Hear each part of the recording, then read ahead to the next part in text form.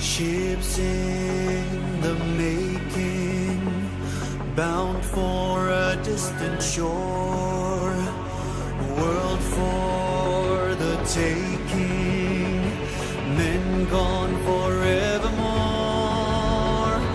boarding and setting sail. Sexto Continente, dirigido por el obispo de Orihuela, Alicante, Monseñor José Ignacio Munilla.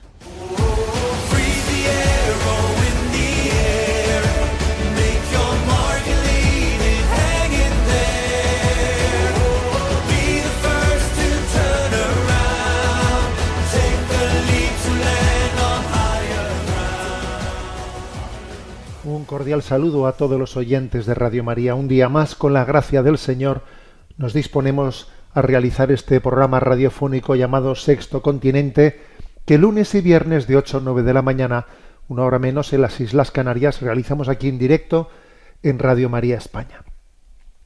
Hoy es 3 de julio, fiesta de Santo Tomás, el apóstol que tocó las llagas de Cristo resucitado. Y hoy obviamente la Iglesia está todavía bajo la conmoción de un cisma recién iniciado el día 1 de julio, antes de ayer. Sabemos todos cómo la fraternidad sacerdotal de San Pío X en Ecón, en Suiza, llevó adelante la consagración ilícita en desobediencia de cuatro obispos contra la palabra del Papa, sin el mandato de la Santa Sede, lo cual ha provocado pues su excomunión, late sentencia, y además una situación de cisma muy grande entre toda esa fraternidad sacerdotal. Voy a hablar de ello en este programa y de todos los argumentos que se han esgrimido para justificarlo, etcétera.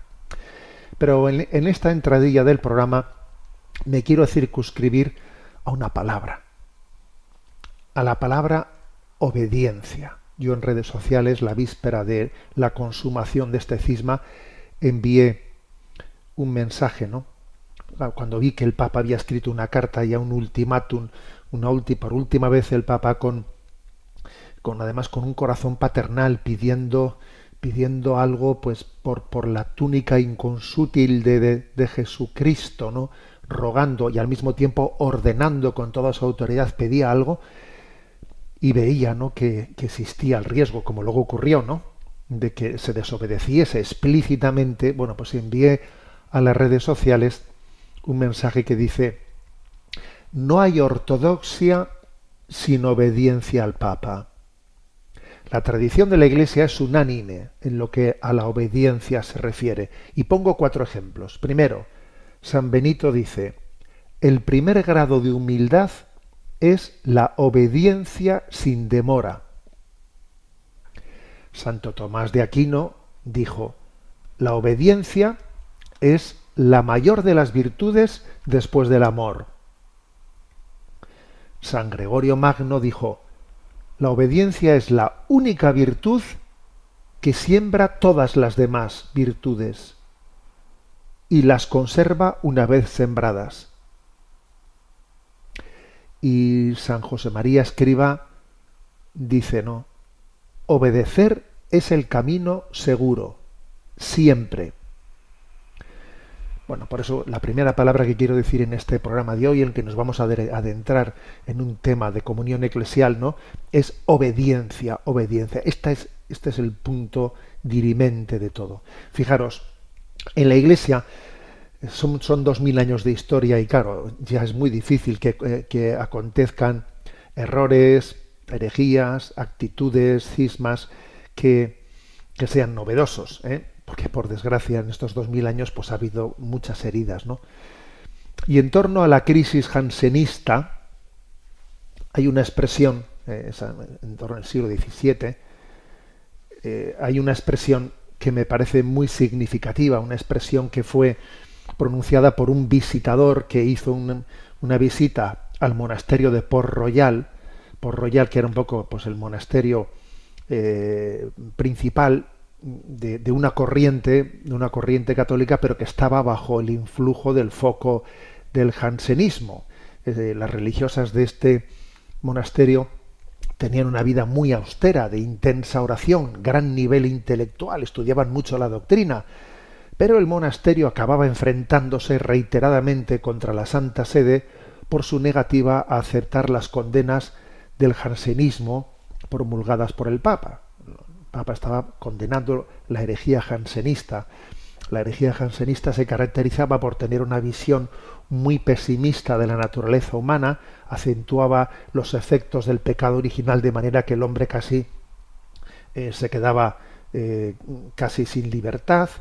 Entonces tenían una visión en la que restringían los sacramentos solamente a los puros, una espiritualidad dominada por el temor, un gran rigorismo moral, una religiosidad de los perfectos, elitista, con una gran tendencia al orgullo espiritual, y además, claro, al final todo esto estaba condimentado con la resistencia a someterse al juicio a la autoridad de la Iglesia. Al final la clave estaba en la desobediencia. Entonces, la frase clave, ¿no?, que ha quedado para la posteridad, como un adagio, ¿no?, de aquel visitador, no sabemos su nombre, ¿no?, de ese monasterio de Port Royal, pues la frase es: son puros como ángeles, pobres como mendigos, pero soberbios como demonios. Ojo, es una frase tremenda. Son puros como ángeles, pobres como mendigos, pero soberbios como demonios, ¿no? Entonces es que al final la clave está en la obediencia, es la piedra angular de nuestra eclesialidad, ¿no? Cuidado, con esto yo no estoy idolatrizando. Cuando decimos obediencia, no estamos idolatrizando a nadie, ni al Papa, ni mucho menos a todos los cardenales y obispos, en los que, claro, entre nosotros existen errores, y a veces graves errores, y por lo tanto es eclesial y sana una correcta crítica en el seno de la Iglesia, Pero claro, tengamos en cuenta que la sana crítica eclesial es aquella que está movida por el amor a la verdad y a la Iglesia, que busca corregir los errores sin romper la comunión, porque en la Iglesia la verdad y la caridad, la libertad y la obediencia, la franqueza y el respeto no son valores contrapuestos, son inseparables. Pues bien, en medio de esta situación trágica, porque es trágico, un cisma es trágico. Bueno, pues me vais a permitir que en medio de esta situación trágica me permita, ¿no?, traer aquí a colación una última, en esta entradilla de este programa, pues un dicho teresiano para arrancarnos una sonrisa con un puntito de humor. Recurro a una sentencia de tradición teresiana que forma parte de la literatura espiritual española, que tiene un punto de ironía, porque ella, Santa Teresa, ella vivió la obediencia, pero no le fue fácil la obediencia, le mortificó mucho, pero no cayó nunca en la tentación de la desobediencia.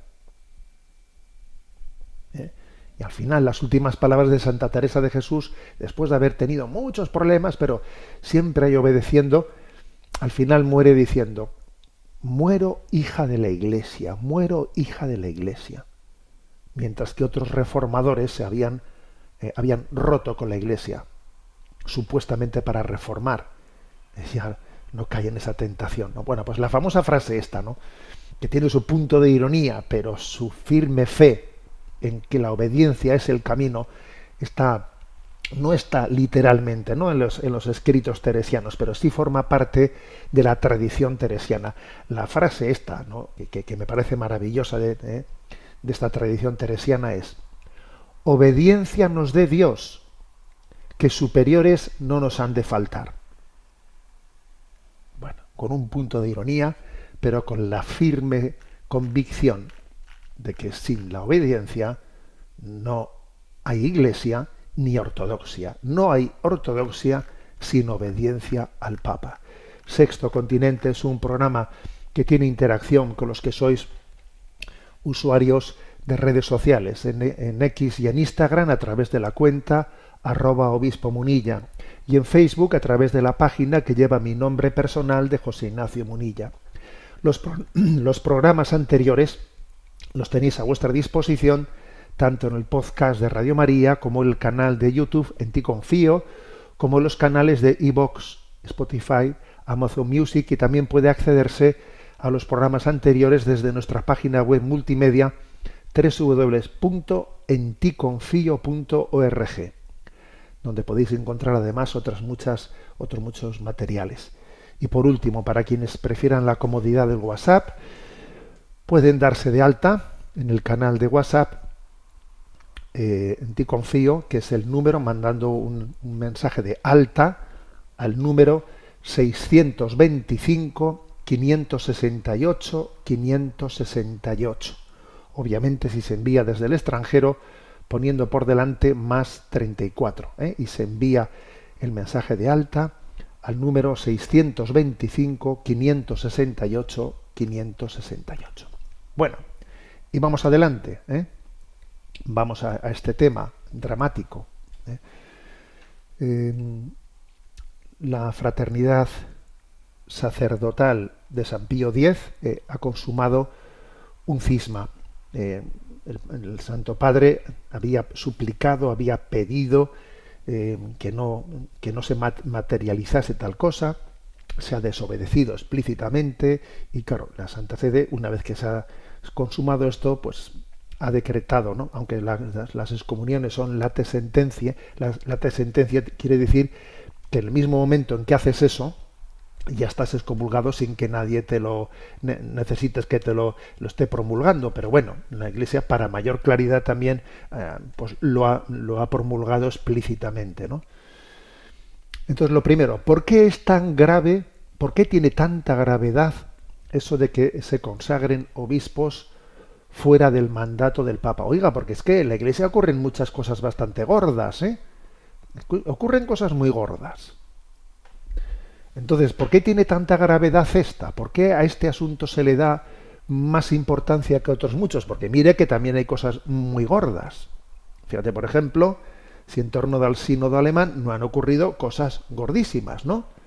Que todavía están pendientes de resolución. Entonces, ¿por qué a esta se le da tanta importancia? A ver, la consagración de obispos fuera del mandato del Papa es un acto gravísimo, porque rompe formalmente la comunión de la Iglesia. Es como si uno dijese, a ver, aquí la Iglesia soy yo. Claro, si tú te das a ti mismo, ¿no? Pues la sucesión, es que tú, la Iglesia eres tú. Imaginemos que yo dijese, ¿no?, que José Ignacio Munilla, porque para entender las cosas no hay que referirlas muy lejos. O sea, pensemos en nosotros mismos. Pensemos en que José Ignacio Munilla, ¿no?, pues quien nos habla, dijese, a mí no me gustan los obispos que están nombrando en la Iglesia. No me gustan. Entonces, como yo soy obispo y tengo sacramentalmente, ¿no?, pues la capacidad de poder, no digo lícitamente, pero sí válidamente poder consagrar otro obispo, yo voy a organizar aquí una consagración de obispos, y yo voy a consagrar al obispo que yo elija, sin necesidad de que el Papa tenga que intervenir en esto para nada. O sea, si yo hiciese una cosa así, que es exactamente lo que se ha hecho en Econ, en Suiza, entonces vamos a ser claros, esto ya no sería la Iglesia de Jesucristo, sería la Iglesia de José Ignacio. Es que la cosa es muy gorda, y es muy gordo que el Papa, el sucesor de San Pedro, pues imagínate, ¿no?, que me escribiese a mí una carta el Papa y me dijese, ¿no?, él, pues, Monseñor Munilla, le pido con la autoridad de la Iglesia, le pido que esto que usted se dispone a hacer, eche usted marcha atrás, etcétera, y se lo pido, se lo suplico en el nombre del Señor y se lo ordeno con la autoridad apostólica. Y que yo cogiese esa carta y no le hiciese caso. A ver, es que la cosa es gravísima, ¿me explico? Entonces, claro, ahora decir, ¿por qué también hay otras cosas más graves? Cuidado, o sea, esto es algo que tiene una gravedad excepcional, porque mm, supone una ruptura formal y supone que en adelante ya el Papa no puede gobernar la situación dentro de este sector. El Papa ya no puede seguir gobernándola, precisamente porque hay cosas que hay que rectificar y porque hay muchas cosas que en la Iglesia ocurren que no debieran de ocurrir. Hay que tener la capacidad de gobernarlas. Si tú haces un cisma, dejas de tener la capacidad de gobierno. Y le dejamos al Papa sin capacidad de gobernar la Iglesia. Claro, pues porque se ha producido ese cisma, ¿no? Entonces esto creo que es muy claro. ¿Cuáles son las excusas que se han arguido? Vamos a ver. Vamos a ir a por las excusas. La excusa que se ha arguido por parte de la Fraternidad Sacerdotal de San Pío X, ¿no? La excusa ha sido el llamado estado de necesidad. Yo creo que han sido dos excusas. La primera, la más formalmente arguida, es que hay un estado de necesidad. Es que en el Código de Derecho Canónico hay dos puntos, el 1323 y 1324, que hablan del estado de necesidad. En esos cánones se dice que uno no está sujeto a ninguna pena cuando infringe una ley o un precepto actuando coaccionado por un miedo grave, aunque lo fuera solo relativamente, o cuando actúa por una necesidad o para evitar un prejuicio, un grave prejuicio, ¿no? A no ser que el acto fuese intrínsecamente malo o redundase en daño de las almas. Es decir, el propio Código de Derecho Canónico dice que en estado de grave necesidad se puede violar las leyes eclesiales. A ver, vamos a ver. Es cierto que existe ese canon, pero es arguir algo totalmente fuera de contexto. ¿Qué entiende el derecho canónico por necesidad? Bueno, pues, entiende que puede, ¿no?, darse una situación en la que para salvaguardar el bien espiritual haya que pasar por encima de una ley eclesiástica. Por ejemplo, un sacerdote que ha sido suspendido y carece de facultades para administrar válidamente la absolución de los pecados, ha sido suspendido. Sin embargo, en una situación pues urgente, por ejemplo, tras un accidente y ve una persona en peligro inminente de muerte, que le pide la confesión, y él le confiesa a pesar de que él está suspendido y tiene las facultades de administrar el sacramento, las tiene retiradas. Bien, pero en ese caso recurre a ello, ¿no? O por ejemplo, imagínate un obispo. Existe una norma eclesial por la que no se puede ordenar a un sacerdote pues con una edad joven. Hay una edad que es dispensable, pero otra edad ya no es dispensable. Imagínate que en una región remota donde hay un único seminarista, el obispo sabe que si espera un tiempo para ordenarle, pues existe un riesgo muy grave de que ese joven sea detenido o lo que fuere, ¿no? Y entonces el obispo adelanta la ordenación infringiendo una norma disciplinar porque hay un estado de necesidad, ¿no? Bien, eso se llama recurrir legítimamente al estado de necesidad, que en el fondo, recurrir al estado de necesidad tiene bastante que ver con lo que se llama en la moral el principio de epikeia. ¿Epikeia qué es? Interpretar qué es lo que haría el legislador si estuviese en esta situación, digamos, excepcional en la que estoy yo. Uno hace un principio de epikeia y dice, sí, yo ya sé que la normativa de la Iglesia dice que a este joven con esta edad no se le puede ordenar sacerdote, pero en esta situación en la que vamos a ser detenidos y lo que sea, yo interpreto lícitamente, ¿no? Interpreto que el legislador, que el Papa o la máxima autoridad, si estuviese en esta situación extrema a la que estoy yo, pasaría, o sea, haría caso omiso de esa normativa eclesiástica porque el principio de urgencia está por encima de todo. A ver, eso es obvio que la Iglesia lo entiende, pero en este caso recurrir, invocar el estado de necesidad es ridículo, porque claro, ellos dicen, invoco el estado de necesidad porque nosotros necesitamos tener obispos para poder seguir celebrando sacramentos, seguir ordenando sacerdotes, tenemos estado de necesidad. Un momento, primero aquí no cabe piqueya ninguna, porque tú le has preguntado si el Papa te ha dicho explícitamente que no lo hagas.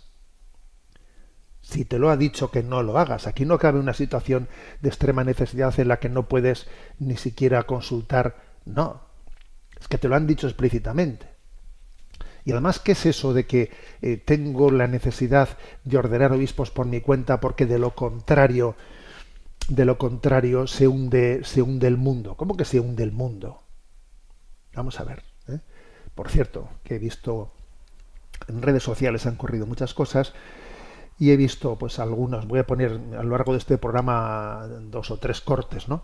Pero un corte que he visto de unos pocos segundos de un sacerdote muy activo en redes, ¿no? Javier Olivera Rabasi, que yo he visto que es un sacerdote de un contexto muy ligado a sectores tradicionales o tradicionalistas, pero que por la gracia de Dios he visto que hay muchos sectores que están, digamos, muy ligados a sectores tradicionalistas, que sin embargo tienen las cosas claras, no clarísimas, para posicionarse en contra de un cisma. Entonces voy a poner las brevísimas palabras extraídas, ¿no?, de la reflexión que él hace a propósito de invocar el estado de necesidad, porque me parece como muy claritas. Los vamos a escuchar. Si no consagramos obispos, nos quedamos sin sacerdotes, sin sacramentos y sin tradición.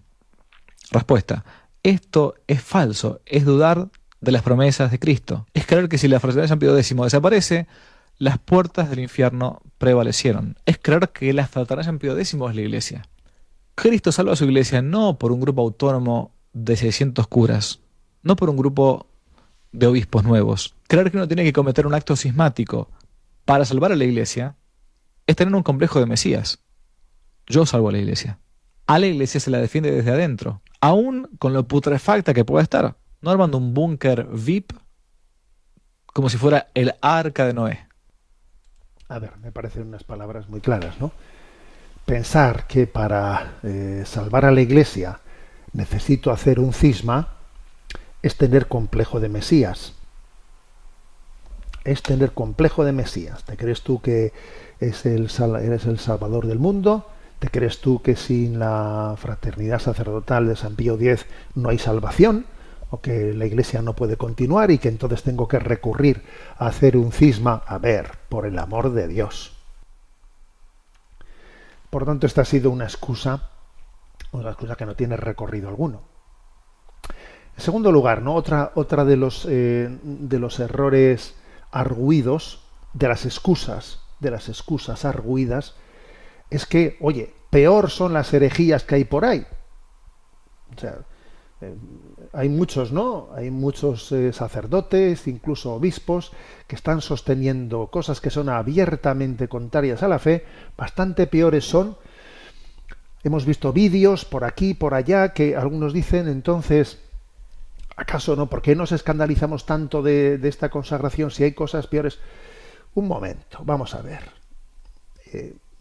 Este recurso, ¿no?, a ver un mal mayor para justificar esto es absurdo. ¿Por qué invocamos, ¿no?, la existencia de herejías no afrontadas para justificar un cisma? Lo que hay que hacer es luchar contra la herejía desde dentro y ayudarle al Papa en esta batalla. No tomar pie de las barbaridades que acontecen por ahí para convertirnos en cismáticos. Que no nos quepa duda que es el mismo el que insta a la herejía y el que insta al cisma. Y es el demonio. El mismo demonio. El diablo, el que divide, el diablo, que eso significa etimológicamente la palabra diablo, el que divide. Él mismo es el que insta a las herejías de romper la fidelidad a la fe y a la tradición de la Iglesia, y insta también al cisma, para intentar luchar contra la herejía rompiendo con la Iglesia. Es el mismo. Entonces aquí hay una clave que es determinante, que es lo mismo que ocurrió en la reforma de Lutero, ¿no? Desde dentro, ¿cómo se lucha contra los errores? ¿Desde dentro de la Iglesia o desde fuera? Porque claro, un acto cismático es salir de la Iglesia para luchar desde fuera. No. Se lucha desde dentro. La historia de la Iglesia ofrece numerosos ejemplos de hombres que lucharon con enorme firmeza contra errores doctrinales o abusos, pero lo hicieron desde la obediencia y la comunión. Pensemos en San Atanasio de Alejandría frente al arrianismo,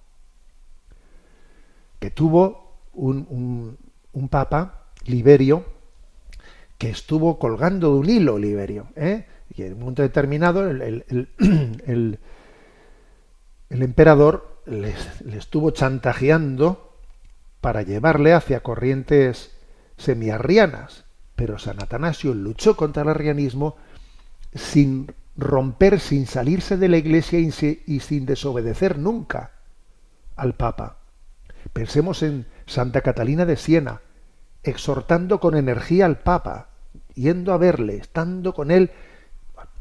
En Santa Teresa de Jesús, ¿no?, promoviendo una profunda reforma del Carmelo, con resistencias en el seno de la Iglesia, pero adelante con ello, ¿no? Adelante con ello. Todos ellos conocieron incomprensiones e incluso persecuciones, pero nunca hicieron de la ruptura el camino de la reforma. En cambio, cuando alguien llega a pensar que la fidelidad a la verdad exige separarse de la Iglesia, aquí aparece una gravísima contradicción. Si la Iglesia es querida por Cristo como sacramento de unidad, no puede defenderse de la verdad destruyendo esa unidad. Como recordaba San Agustín de Hipona, incluso la doctrina más correcta pierde su fecundidad cuando se separa de la caridad y de la comunión eclesial. Desde un punto de vista espiritual, existe además un peligro muy sutil, y es el que el celo por la verdad puede transformarse en una autosuficiencia espiritual. Quien comienza diciendo defiendo la Iglesia, defiendo la verdad, puede terminar pensando yo represento la verdad. Ese paso casi imperceptible ha estado presente en numerosas rupturas eclesiales a lo largo de la historia. Y por ello, la auténtica reforma católica, la de Santa Teresa de Jesús, la de San Juan de la Cruz, ¿no?, etcétera, etcétera, han mantenido siempre tres principios. Primero, amor incondicional a la verdad. Segundo, amor igualmente incondicional a la unidad de la Iglesia. Y tercero, humildad para aceptar que nadie es juez supremo de la Iglesia por encima del ministerio que Cristo le ha dado. Porque Cristo puso a Pedro y a sus sucesores como roca firme para guardar la unidad de la Iglesia. Entonces, señores, la reforma auténtica purifica a la Iglesia desde dentro. La falsa reforma pretende salvar a la Iglesia separándose de ella. La verdadera comunión se convierte, la verdad sin comunión fácilmente se convierte en ideología. Es verdad también que la comunión sin verdad degenera en conformismo, Y por lo tanto, la Reforma Católica exige custodiar inseparablemente dos cosas: verdad y comunión, verdad y comunión. Hay que luchar por las dos cosas inseparablemente, ¿no? Entonces voy a volver a decir, ¿no?, señores, obediencia, ¿no? Obediencia nos dé Dios, que superiores no nos han de faltar, que decía Santa Teresa. Vamos a escuchar un canto, Un solo Señor, que es compuesto por Lucien Deis, que es uno de los cantos que en el posconcilio se ha cantado más en las iglesias, pidiendo la unidad: un solo Señor, una sola fe, un solo bautismo, somos uno. Soñamos, ¿no?, en que haya un solo rebaño, bajo un solo pastor. Este es el sueño de Jesucristo, ¿no? Vamos a rezar y cantando, ¿no? Quien se sepa la canción, que cante, un solo Señor.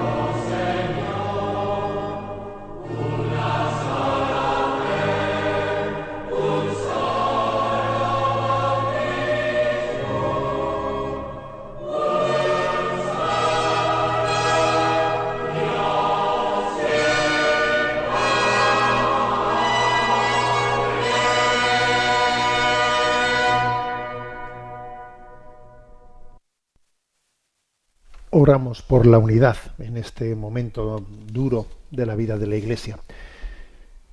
El cuerpo del delito. Vamos a ver, estamos hablando de lo acontecido el 1 de julio, ¿no? En Ecón. ¿A qué me refiero esto con el cuerpo del delito? Bueno, pues permitidme, que me tome, ¿no?, esta libertad de recurrir a ese término para decir que cuando se produce ese cisma, por mucho que se intente envolver en una ceremonia litúrgica súper sacra y devota, llega un momento en el que no puedes ocultar el cuerpo del delito, porque es que en la consagración de un obispo hay un momento en el que el obispo que preside, dice: tenéis el mandato apostólico. Es una fórmula litúrgica, y entonces el notario litúrgico, él en ese momento desenrolla un pergamino que es una bula papal en la que se lee solemnemente que el Papa autoriza el mandato para que se consagre a ese obispo. Y claro, en la ceremonia esta que se hizo allí tenía que hacerse también ese forma parte del rito, ¿sabes? Forma parte del rito. Entonces, ¿qué hicieron?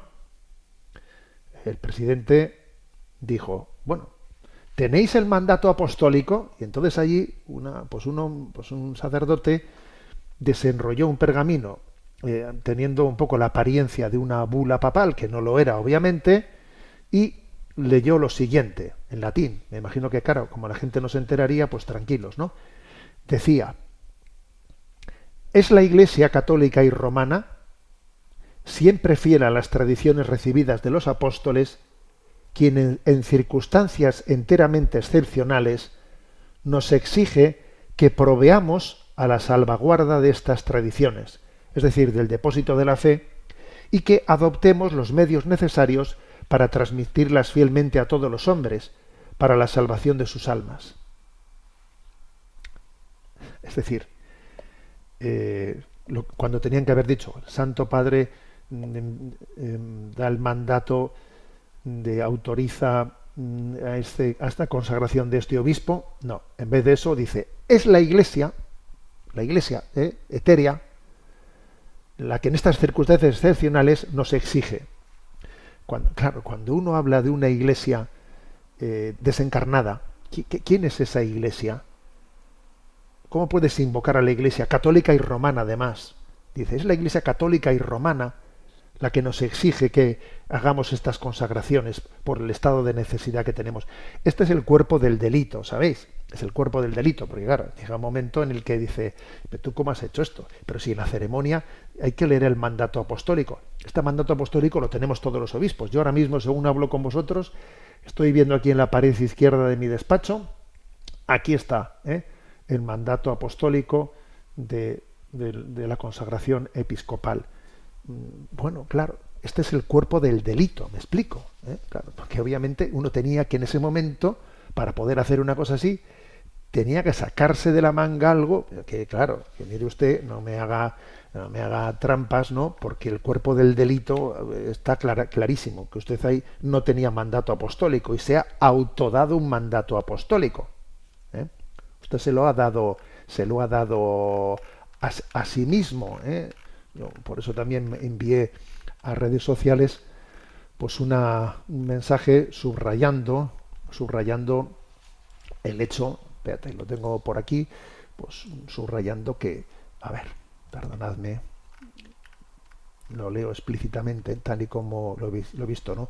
Una asociación que pretende procurarse obispos a su medida y para sí misma al margen del mandato del sucesor de Pedro se sitúa objetivamente fuera de la comunión eclesial.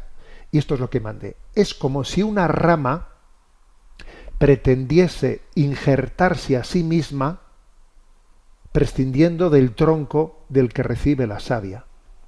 No, tú no te puedes injertar a ti mismo prescindiendo de la savia del tronco. Al final todo viene de la savia del tronco. Tú dar un mandato apostólico sin que ese mandato apostólico venga del Papa, esto es el cuerpo del delito, obviamente. Bien, seguimos ahora haciendo una reflexión. ¿Y ahora qué va a pasar? Vamos a ver, hay que decir que la Iglesia obviamente, en el momento en que ha decretado todas estas excomuniones, también ha puesto caminos para intentar que, claro, son unos 600 sacerdotes, son unos entre 100.000, 200.000, algunos dicen 300.000 fieles. Entonces se han puesto también caminos a través de los nuncios apostólicos para intentar que retornen de este estado de cisma los máximos posibles, ¿no? Voy a leer una nota explicativa que se dio desde el Dicasterio para la Fe explicando qué ocurre ahora. Entonces la nota es la siguiente: desde los tiempos de San Pablo VI hasta las últimas conversaciones celebradas recientemente en este dicasterio, los múltiples intentos por reconducir a los adherentes al movimiento iniciado por Monseñor Marcel Lefebvre a la plena comunión con la Iglesia Católica han resultado infructuosos. Esta situación se ha agravado aún más a causa de las recientes consagraciones episcopales celebradas sin mandato pontificio, contra la voluntad del Santo Padre y en abierta violación del derecho canónico. Por tanto, este dicasterio, en el fiel ejercicio de las funciones que les han sido confiadas, considera necesario señalar que dicho acto ha configurado el delito de cisma, con las consecuencias canónicas que ello conlleva a los ministros sagrados y los fieles católicos implicados. En efecto, como ya se declaró en 1988, entonces lo hizo San Juan Pablo II, tal desobediencia que conlleva un rechazo práctico del primado romano constituye un acto de cisma. A este respecto, a partir de ahora, los ministros sagrados pertenecientes a la fraternidad sacerdotal San Pío X se encuentran en cisma y deben por tanto ser considerados cismáticos. por lo que están sujetos a la excomunión prevista por el derecho. A eso se refiere a los obispos y a los sacerdotes. Se refiere a los, creo que son 6 obispos, ahora han consagrado 4 más, había 2, creo que son 6, y unos 600 sacerdotes están sujetos a la excomunión prevista, ¿no?, en el derecho canónico. Y en lo que respecta a los fieles laicos, deben considerarse cismáticos y excomulgados quienes se adhieran formalmente a la fraternidad sacerdotal San Pío X en las condiciones establecidas. Es decir, claro, no cualquier fiel, porque haya asistido a una liturgia con ellos, queda excomulgado. No, hace falta que uno se adhiera formalmente, es decir, que uno diga, yo estoy de acuerdo con este cisma, con esta ruptura. Si uno, claro, si un fiel laico se adhiere formalmente, claro, entonces él también cae, ¿no?, en el cisma y en la excomunión. Se advierte, por tanto, al santo pueblo de Dios que los ministros sagrados de esta fraternidad sacerdotal San Pío X administran los sacramentos de forma ilícita y que el sacramento de la penitencia por ellos administrado y el matrimonio son también inválidos. Es decir, que claro, que los sacramentos que van a asistir, que puedan administrar son ilícitos, por ejemplo, pero claro, son ilícitos, pero la Eucaristía que celebren es válida. Por ejemplo, claro, esta consagración episcopal ha sido ilícita completamente, pero claro, pero es válida porque la validez no viene del mandato apostólico. Pero, sin embargo, en el caso del sacramento del matrimonio y el sacramento del perdón de los pecados, en ese caso, además de ilícito, es también inválido, porque son 2 sacramentos en los que además para la validez, además de la consagración ministerial, hace falta también un mandato apostólico. Entonces, por lo tanto, alguien que se confiese pues con un sacerdote excomulgado, no solamente es ilícito, es que es inválido, no ha habido confesión. O alguien que se case sacramentalmente con un sacerdote, no, es que no solamente es ilícito, es que es inválido, no ha habido matrimonio. Aquí se advierte explícitamente, ¿de acuerdo? Y luego continúa, la Iglesia como madre solícita acogerá con sincero afecto y viva solicitud a todos aquellos que deseen volver a la plena comunión. Los nuncios apostólicos de cada nación dispondrán los procedimientos que los ordinarios podrán utilizar en distintos casos. Es decir, pues que los obispos, hablando con el nuncio, en cada caso, pues veremos cómo acoger, vamos a dar facilidades, obviamente, vamos a dar facilidades para acoger a los que quieran salir de ese cisma. Es verdad que en algunas naciones, como España, por ejemplo, por la gracia de Dios, la presencia de este cisma es ínfima. Por la gracia de Dios en España es cuantitativamente anecdótica. Yo, de hecho, no conozco a nadie. O sea, soy un obispo y a día de hoy no he conocido en España a nadie, ¿no?, que esté adherido a esa fraternidad sacerdotal de San Pío X.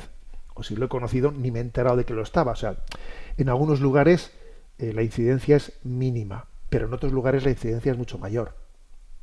En otros lugares pues de Europa y de otros lugares pues la incidencia es mucho mayor. Entonces la Iglesia no podía hacer otra cosa, A ver, la Iglesia podía hacer otra cosa, no podía hacer otra cosa. Entre otras cosas porque las excomuniones son late sentencia, es decir, que aunque no se hubiese dicho explícitamente, de facto estaban excomulgados quienes hubiesen hecho eso y se hubiesen adherido a ello explícitamente, pues porque según el derecho canónico es algo que ocurre de facto.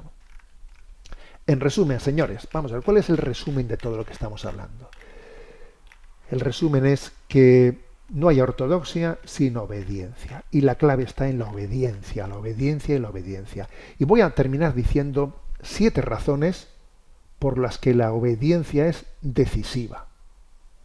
Decisiva. Primero, porque la obediencia vence la raíz del pecado, que es la autosuficiencia.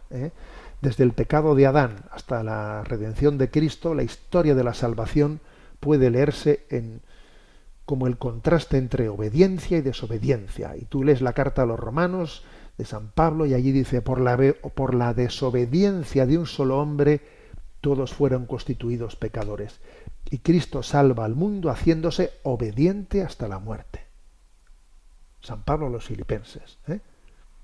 Por eso, los padres de la Iglesia afirmaron que la obediencia acata, la obediencia es la que nos salva.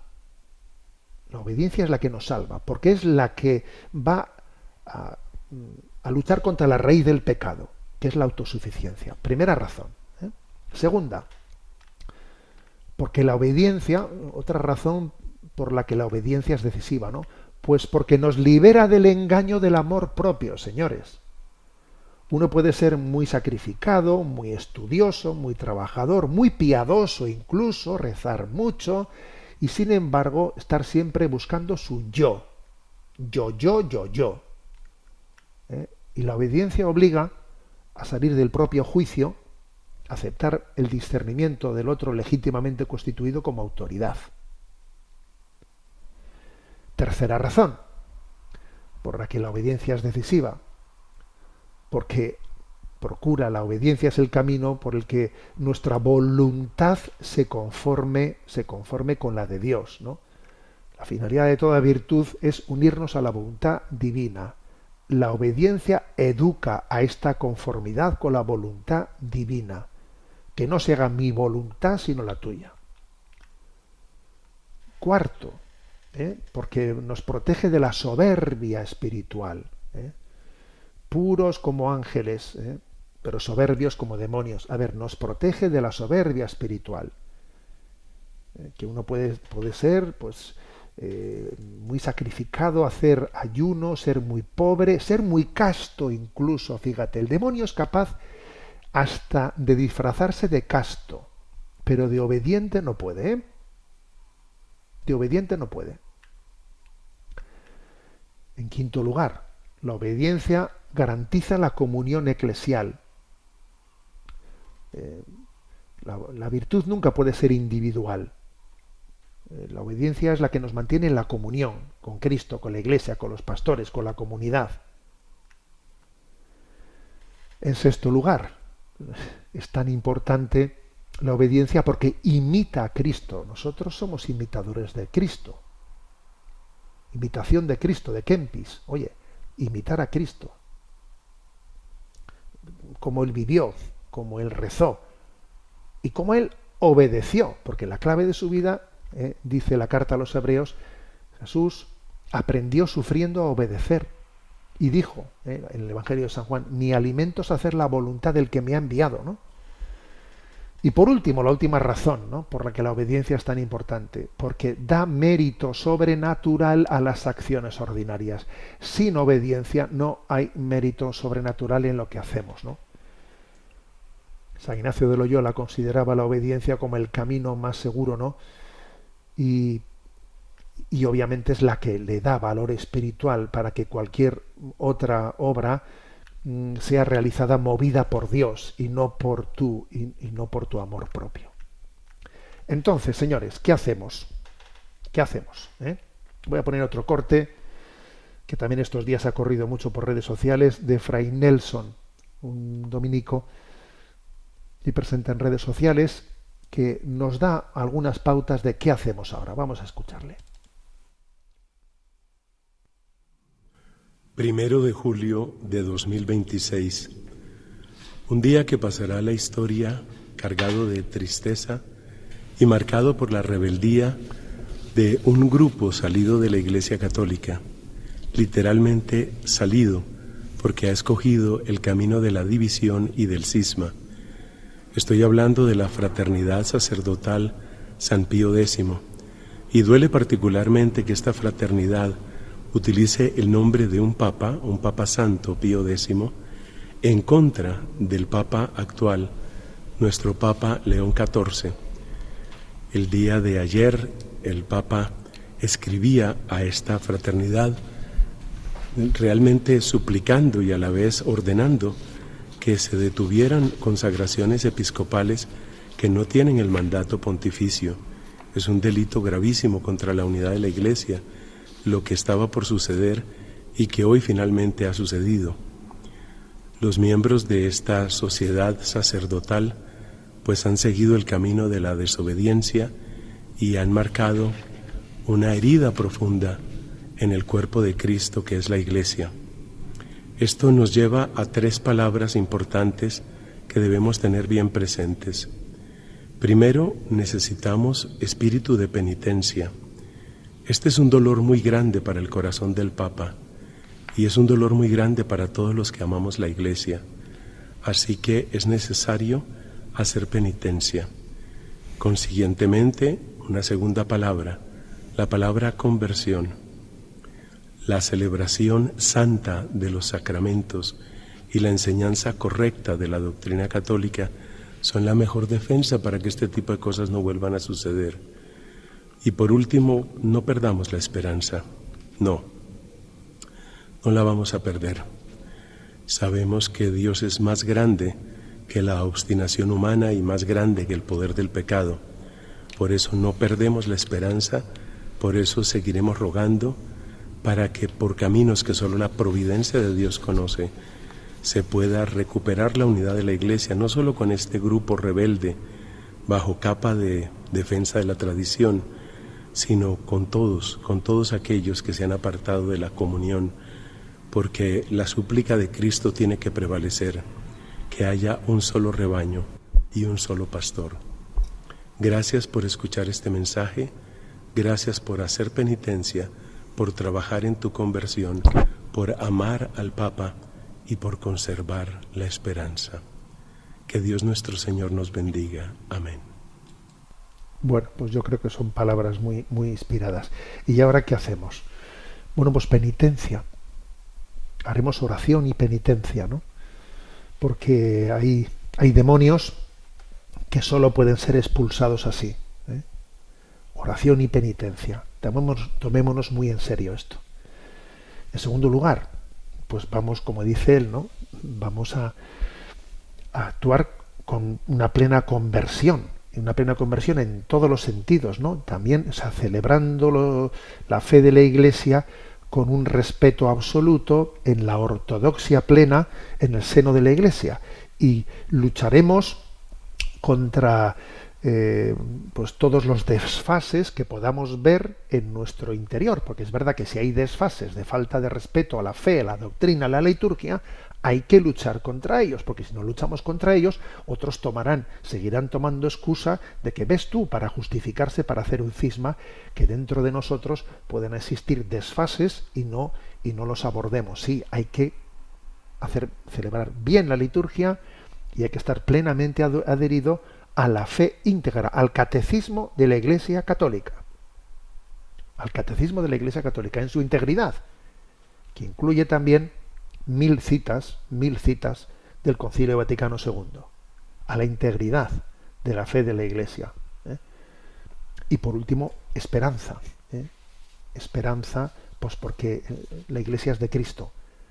Y si el Papa está sufriendo estos días y tenemos que estar cerca del corazón del Papa, pues el corazón de Cristo está sufriendo. Ha habido dos referencias. Se ha publicado un artículo en la revista Omnes, en la última revista de Rafael Domingo Oslé, un artículo titulado Las llagas de Cristo y la túnica inconsútil, que es una referencia muy, muy bella a decir, mira, cuando el Papa San Juan Pablo II escribió una carta, ¿no?, en el año 1988, pidiéndole a Lefebvre, no se le ocurra a usted hacer unas consagraciones cismáticas, entonces el Papa le invocó las llagas de Cristo, le dijo, por las llagas de Cristo, no haga usted eso. Fíjate, invocó las llagas de Cristo. ¿Qué quería decir? Pues es una expresión que habla de los sufrimientos de Cristo. A Cristo le hacemos sufrir, le clavamos clavos, le clavamos espinas, ¿no? Por las llagas de Cristo, no rompa usted la unidad de la Iglesia, ¿no? Es una herida infligida al cuerpo de Cristo. Eso se lo dijo San Juan Pablo II a Lefebvre. Y ahora, nuestro querido León XIV, en la carta que ha escrito al superior de esta fraternidad cismática, justo en la víspera, pidiendo que no lo hiciesen, pidiéndole que se echasen atrás, ha invocado no las llagas de Cristo, sino por la túnica inconsútil. Fíjate, es una expresión. ¿Y qué es eso de la túnica inconsútil? Bueno, pues hay un fundamento bíblico, que es que en el Evangelio de San Juan, allí se narra que los soldados, al morir Jesucristo, ¿no?, le quitaron la túnica, se repartieron, echaron a suerte su túnica. La túnica era sin costura, tejida de una pieza de arriba a abajo, así lo dice el Evangelio de San Juan. Los soldados no la rasgaron, porque era una pena, un trozo de tela así inconsútil, tener que rasgarla. No la rasgaron, la echaron a suertes. Y desde muy pronto los padres de la Iglesia vieron una figura de la unidad de la Iglesia, que la unidad de la Iglesia no se puede romper. Entonces el Papa León XIV, en esa carta que les escribió, invocó la túnica inconsútil, que es una cita de San Cipriano de Cartago. La túnica del Señor Jesucristo no fue dividida ni rasgada, sino que fue recibida entera. La Iglesia tampoco puede ser dividida. Madre mía, qué expresiones, ¿eh? Por las llagas de Cristo, por la túnica inconsútil de Jesucristo. Bueno, por eso estamos llamados también, ¿no?, a participar de esta pasión por la unidad de la Iglesia y por la plena ortodoxia en el seno de la unidad de la Iglesia. Luchamos por ello. Y queremos comprometernos a ser reformadores, comenzando por un servidor. ¿Cómo hay que reformar la Iglesia? Comenzando por ti mismo, por una buena confesión. Y si cojo y hago una buena confesión, y si yo que tengo, no, pues ahí arrastrando una dobleces que no termino de entregarle al Señor, si cojo y me confieso y comienzo yo por ofrecer por la unidad de la Iglesia, terminar de resolver eso que tengo dentro de mí, venga y hago una confesión súper transparente en la que lo pongo todo delante del Señor, eso será tomarnos en serio la llamada que nos hace Jesucristo en este momento. Tenemos el tiempo cumplido. La bendición de Dios Todopoderoso, Padre, Hijo y Espíritu Santo, descienda sobre vosotros. Alabado sea Jesucristo.